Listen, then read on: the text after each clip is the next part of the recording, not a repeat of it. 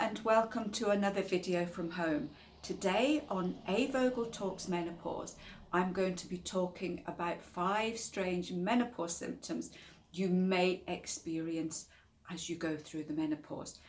If you like my tips and advice, then please subscribe and remember to hit the bell icon so you can be notified of all my new videos. We know that there is a huge range of menopause symptoms. We know the really common ones such as hot flushes and night sweats, joint aches, poor sleep, weight gain, anxiety and stress. But there are some symptoms that very often appear in the menopause.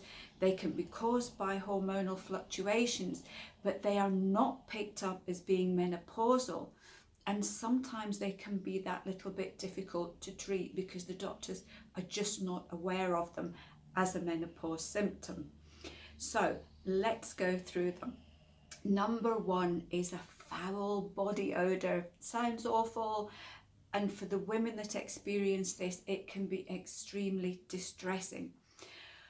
What can happen is that there can be several chemical reactions that happen on the skin when you get a lot of sweating or hot flushes.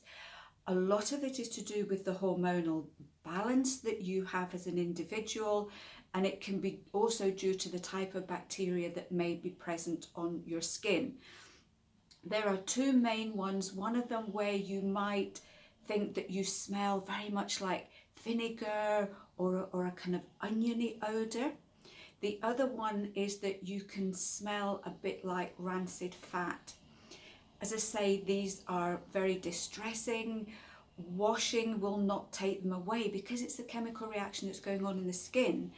Very often the very thin film of oil that's on our skin traps these odours, and ordinary washing and showering just doesn't help to get rid of them. And I've heard of some women who have literally been showering themselves 5 or 6 times a day trying to get rid of this, and nothing seems to help. So what you need to do in this situation here is first of all deal with the hot flushes and the sweats. If you can get that under control, then there's less likely to be this ongoing chemical reaction on the skin.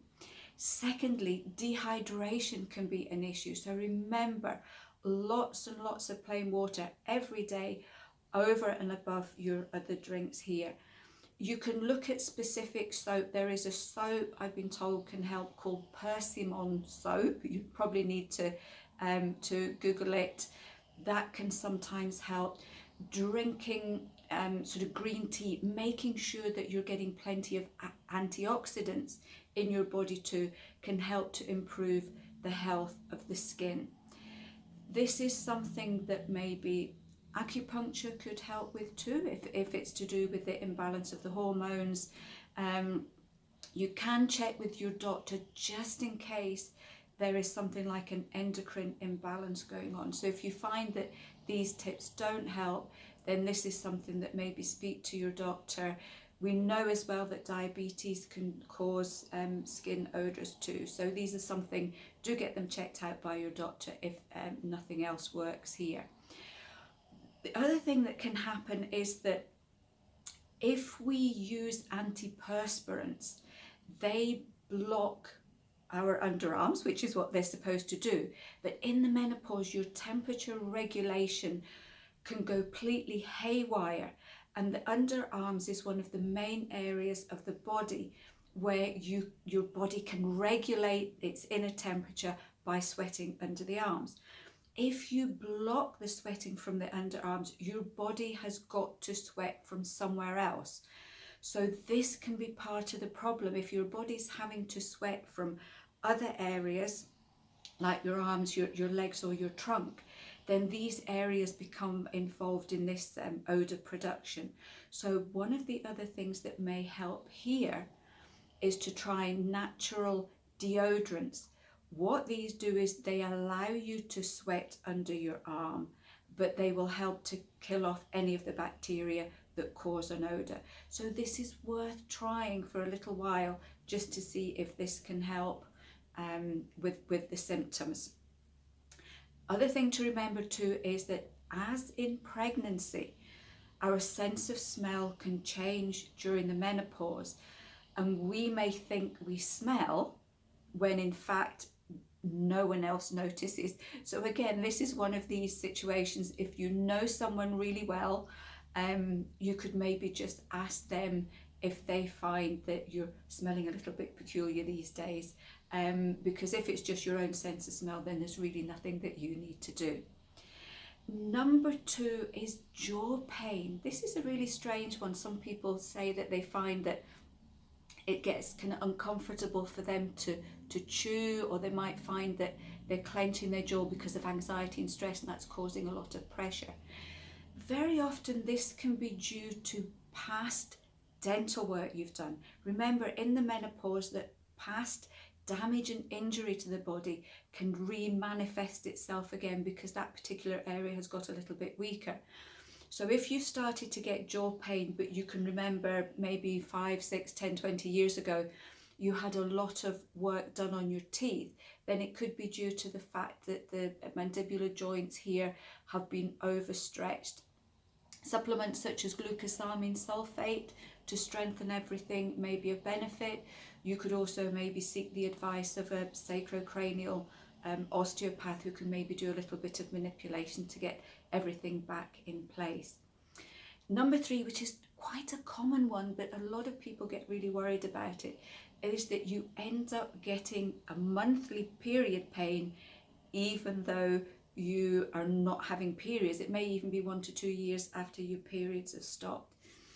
In most instances, all that's happening is that your body is still producing a hormonal cycle every month, but the hormones are very low. They are not high enough to trigger a bleed, but these hormones can still be high enough to give you all the usual symptoms of PMS. So it could be things like period pain, cramping, you might still get the breast tenderness, you might still get the irritability and the anger. Very often a magnesium supplement can put this right quite quickly. You're looking at maybe 200 milligrams twice a day.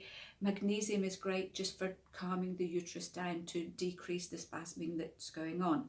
However, going through the menopause, you can get things like fibroids, you can have a prolapse where the womb can actually start to shift position, or it could be things like cysts or polyps can develop, and these can cause pain and discomfort as well. So if things like the magnesium don't help, or you find that every month these pains are getting worse, please get this checked out by your doctor just to rule out these other potential triggers. Number 4 is heart flutters. It can feel really strange. This is one of the ones that I had, and it's just your heart just seems to go all over the place. There's extra beats, there's missing beats. Sometimes feels like there's a trapped butterfly in there trying to get out. This is very often associated with stress and anxiety. So again, magnesium can be of real help here, but also remember that dehydration can be a factor. Caffeine, stimulating drinks, high salt and sugar foods can also be triggers. So if this is something you're getting on a regular basis, do the little diary, write down for maybe a week all the things that you're eating and drinking and when, and then figure out when you're getting your symptoms, and you may find that it's something external that you're doing or eating or drinking that's causing this. Again, if you're worried at all, if nothing helps, please just get this checked out by your doctor. And number 5 is clumsiness. This is a strange one. I've had women say that they start banging into doors, they've started scraping their car, they can't judge how to get into their driveway. Women find they're knocking over things, they're trying to pick things up and finding that they're completely way off and things like that. What can happen is that your eyesight can change just due to the changing hormone levels, and that can affect your spatial awareness. So you think you're going in a straight line, but you're not. I know for me, again, this was another one of mine. I couldn't park my car straight for about 2 years, and no matter what I did, I kind of thought, if I go straight and it ends up like that, so if I go that way, it will end up straight. Nothing worked at all, and I just had to accept the fact that for that length of time, my car was always going to be at an angle in the car park. With all of these symptoms, they are normally phases in the menopause. So these are things that you might get symptoms for a few months, you might get them for a few years, like me with my car, but they do tend to resolve themselves at some point. So just bear in mind that there usually is an end to these very strange symptoms. I hope you found this helpful. If any of you have other symptoms, maybe you just clicked, oh, that might have been to do with the menopause. We would love to hear about your strange symptoms and also how you helped yourself. So until then, I'll see you next week for another A Vogel Talks Menopause.